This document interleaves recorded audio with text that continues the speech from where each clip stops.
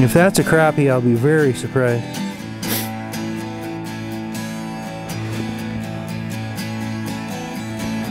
Fighting pretty hard.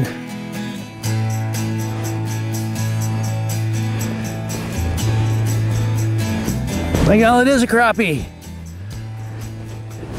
How high was he, Doug? He was 10 feet off. Wow. So as you're working the bait, you're making it dart, ding, dart, dart, dart, dart, and then stop. And then the tail is so sensitive that even when you hold it dead still, it's just going to wiggle just a tiny little bit.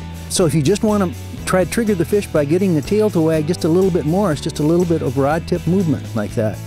And the other tip that I would give you at the same time is that when I'm doing that, I always have my rod tip right almost in line with where my jig is on the screen of the showdown. So not only can I see what the fish is doing relative to my jig, but I can also, with a bit of peripheral vision, see what the tip is doing at the same time. So it's movement, movement, movement, left, left, left, left, left, stop. So it's attract, bring them in, and then just hold as still as you can to trigger the fish, maybe just a little bit of movement like that. And of course, every once in a while, there's a lift fall that you're gonna intersperse with what you're doing.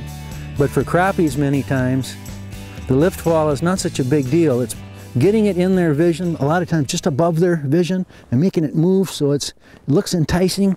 It could be a little tiny larva. It could be, you know, an insect larvae or something like that. So that's what we're talking about when we say generalist.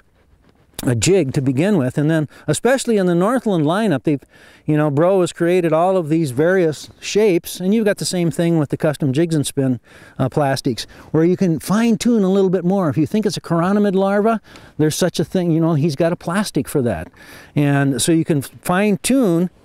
Not only can you start and maybe stay with that generalist jig many times. We've actually got a fish coming here.